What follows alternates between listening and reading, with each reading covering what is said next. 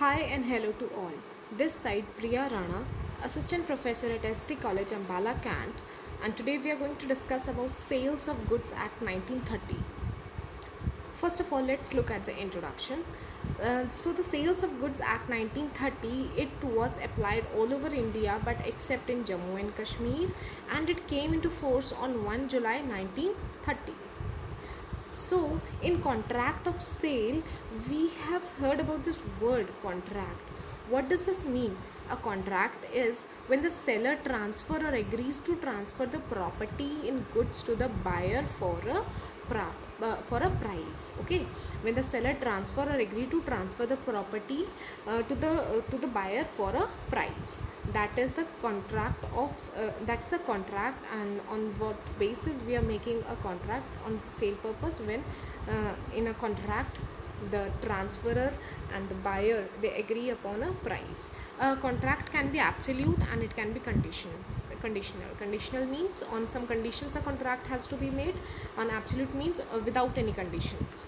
Okay, next, a contract of sale has 2 points in it, that is sale and agreement to sell. Okay, sale is when you are transferring the goods from buyer to seller. Okay, that is sale. An agreement to sell means when you are making a contract that you are going to sell the goods at some future time. Okay, that is the agreement to sell. You are making an agreement that at some future date or at some future time you are going to sell that good. Okay, the difference between sale and agreement to sell. See, the transfer of ownership is immediate in sale process, but in agreement to sell it is at some future time. It is executed but it is yet to be executed, so it is executory. Just in rem, see, just in rem means when your item, whatever you have, on what basis you're making the dealing, that item, you're making your proceedings, that is against all the world. Nature, see, here the right of the buyer is against all the world because you have the ownership of the product, but here the right of the buyer is only to that individual, rest with that individual, that is just in personam. And just in rem means your right of buyer is against all the world, and here against the individual to whom the proceedings has been made. Okay, next is consequence of breach by buyer. Seller may sue buyer for the price of goods. Seller can sue only for the damages here. Here the risk falls on the buyer, and here it falls on the seller. Moving on, these are the essential components of a contract of sale, that is you need two parties, you need a good, you need a transfer of ownership, you need a price on which the two parties agrees, and your contract should be valid contract. Okay, next, in your contract it should be mentioned that it is a sale product or a process, or it is based on an agreement to sell. Next, a good can be anything that is movable property. A good can be anything that is a movable property. Okay, it doesn't include these things, that is actionable claims, money, stock, shares, growing crops, grasses, things attachable or forming a part of the land which are agreed to be served before sale or under the contract of sale. So a good doesn't include these things. So a good is anything that is a movable property. Next, now let's classify. Now in classification of goods, we have existing goods, we have future goods, we have contingent goods. In existing goods we have specific goods, ascertained goods, and unascertained goods. In existing goods are the goods which are in physical existence at the time of entering of contract of sale. So these goods have their physical existence at the time where you are making a contract of sale. Okay, so in it we have specific goods. Specific goods means, for example, A agrees to sell his Rolex watch as pointed or specified by B. Okay, A agreed to sell a watch a particular brand watch to B. So he has a specific brand, a specific product which he's for which he is making a contract of sale. So this is specific good. A certain goods means like A agrees to sell 40 sacks of rice to B out of 100 sacks. So out of 100 sacks you are getting 40 sacks. So this is goods identified subsequent to the contract of sale. You have identified that you want only 40 sacks out of 100. So this is ascertain goods. And unascertained goods are those goods where you are making a description of your product, that these are the things which you want in your product, and then on the basis of that you are entering into a contract of sale. Okay, this is uncertain goods. Next is future goods. Future goods are the goods which you are just giving an order, and after some time you are getting you're getting the product to yourself. So these are the future goods. Future goods means your goods are being manufactured or produced, acquired by the seller after making the contract of sale. After some time, at some future date, you're going to get the goods. Okay. Next is contingent goods. Contingent goods are those goods which depends on the happening of an event. For example, A agrees to sell a car to B, but A will sell the car to B only if A will get the car from C. So there is a contingency, like A will get the car, only then he is going to resell it to the B. So this is the contingency. It depends on the happening and non-happening of the event. Next is what does the price means in the sale of good act. Price here means any money consideration for the sale of goods. Next is how a contract of sale is made. It depends on these two things, that is offer plus acceptance to offer for consideration. These two things make it a contract. Okay, a contract of sale have immediate delivery of goods. Okay, it has immediate payment of the price. A contract of sale can include immediate delivery and payment of the price. Okay, it can include delivery of goods and payment of price, but in installments. Okay, it can include delivery of goods or payment of price, or both in future, subject to some conditions fulfilled. That means that at some condition the delivery will take place, at some condition the payment will take place. Okay, so it can be conditional, it can be based on installment, or it can be immediate delivery or payment. So how contract of sale is being made? It can be in oral form, it can be in written form, it can be partially orally and partially in writing, it can be implied from the conduct of the parties. Implied means which hasn't been written form but understood between the parties. Now, in Sales of Goods Act, what does this word acceptance means? Acceptance means when the goods has been accepted from the seller to the buyer. When the goods are deemed to be accepted from the seller to the buyer. Next is stipulation. Stipulation includes two things, that is a condition and a warranty. So, a condition can be anything. A breach, when there's a breach of contract in which it gives a right to treat the contract as repudiated. See, condition, a condition on which your contract has been made. Okay, when the condition get breached, you are treated, your contract has been treated as repudiated. Repudiated means refuse to accept. You can refuse to accept that contract when your condition is breached. But in warranty, what you have to see is you just get a claim of the damages. But your contract is not being repudiated. Repudiated means refuse to accept. Next is the difference between condition and a warranty. See, a condition is, as I told you, condition is anything which is being agreed between both the parties, aggrieved parties, if I say, and warranty is a claim of the damages. So a condition is certain conditions between the buyer and the seller, and warranty is when it is being written that any claim of the damages is being done, or any claim of the damages is being collateral to pay, or such kind of things happen, that is a warranty. Okay, fine. Now if I say that breach of contract, aggrieved party can repudiate the contract to sue the seller for the damages, but here aggrieved party can only get the claim of the damages. Okay, next is treatment. Breach of contract can be treated as breach of warranties, but breach of warranty cannot be treated as breach of condition here.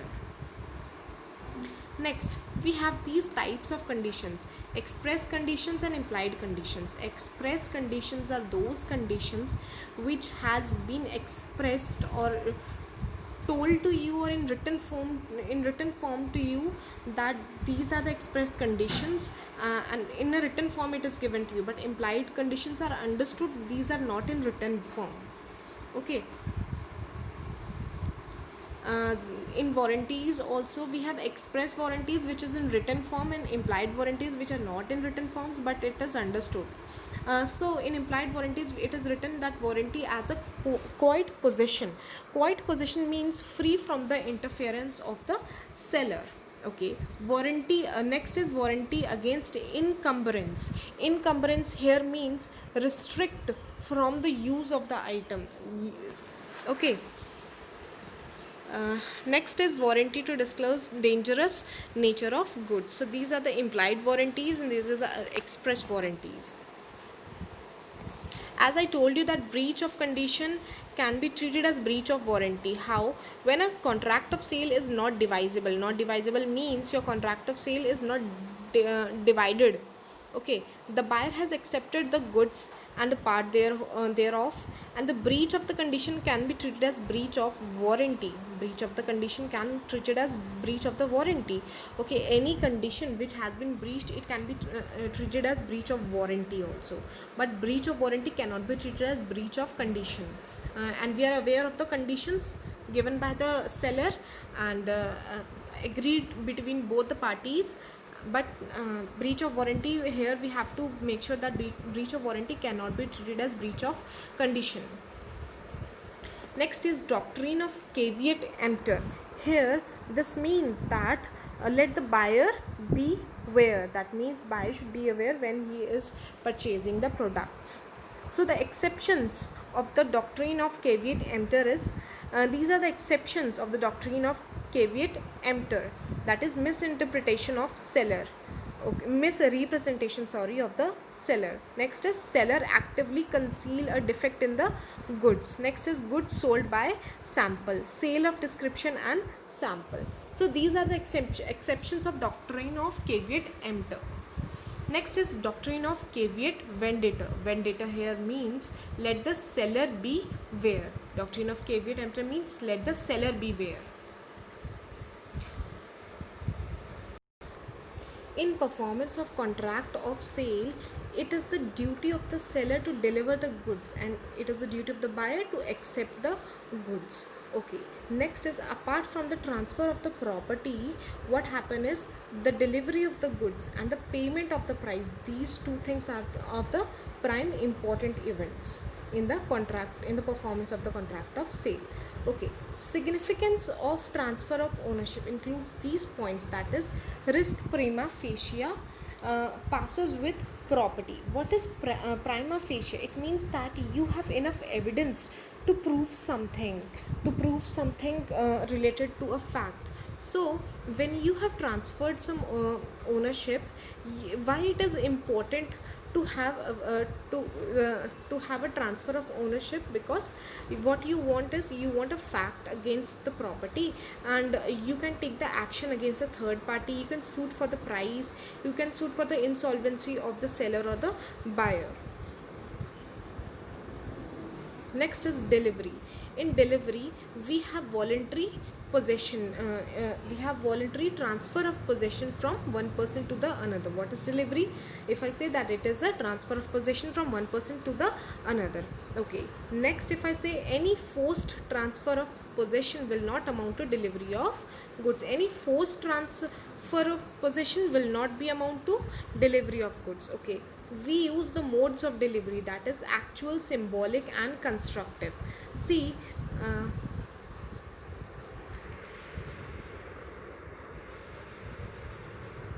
in actual delivery, we have the goods of physical existence and we are delivering the goods physically. Okay, in constructive delivery, if I give you a small example of it, that if you pick up a parcel on behalf of your friend and agree to hold on to it for him, it is a constructive delivery. Okay, what is symbolic delivery? Symbolic delivery is, for example, the key of the godowns with the goods in it, when handed over to the buyer, it constitutes a symbolic delivery. Here the godown has all the goods into it and you are handing all the things to the buyer. This is symbolic delivery. Okay, in constructive delivery, you have seen that the parcel that you have received in favor of your friend, okay, it is not yours but you are receiving it in somebody's on the behalf of somebody. Okay, this is constructive deliveries example.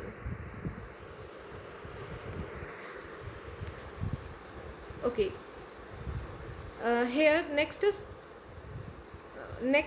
the part of delivery. The part of delivery, the buyer should apply for delivery place or the time of delivery, and delivery of atonement. Atonement, what is the meaning of atonement? Atonement means formal way of transference of the product. Okay, next is expense of the delivery. So in delivery, these things are important to understand. Next is unpaid seller, sale of goods act. So in sale of goods act, who is an unpaid seller? Unpaid seller is a person who has not been paid. Okay, or a person to whom a bill of exchange or any negotiable instrument has been transferred but it has been dishonored. So that in that situation, the seller is being said as unpaid seller. Next is, what are the rights of unpaid seller? See, the rights of unpaid seller are classified in two heads, that is right against goods and right against buyers. Right against goods means that unpaid seller can has the right to retain the goods. He has the right to stop the goods. He has the right to resell the goods. He has the right to withhold the delivery. Okay, right, what are the rights against the buyer?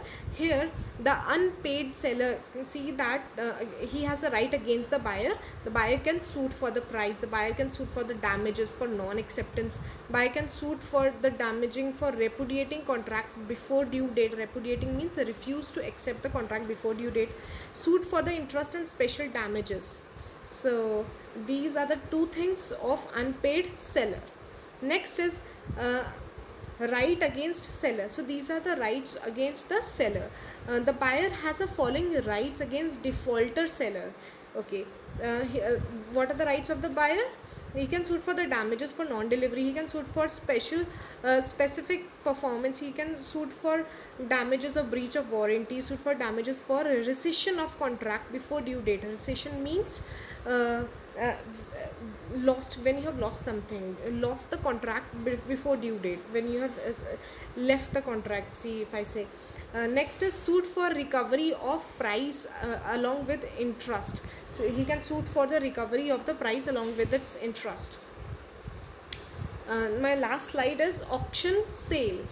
What does this mean? The term auction refers to the public event where you bid for your product and highest number of prices you get for your product, and the maximum price you get on one fixed price you just sold your product. That is a bid or a auctionable sale. So this is all from my side. I hope you like my video, and if you have any doubt, so you can comment me in my comment section. Thank you.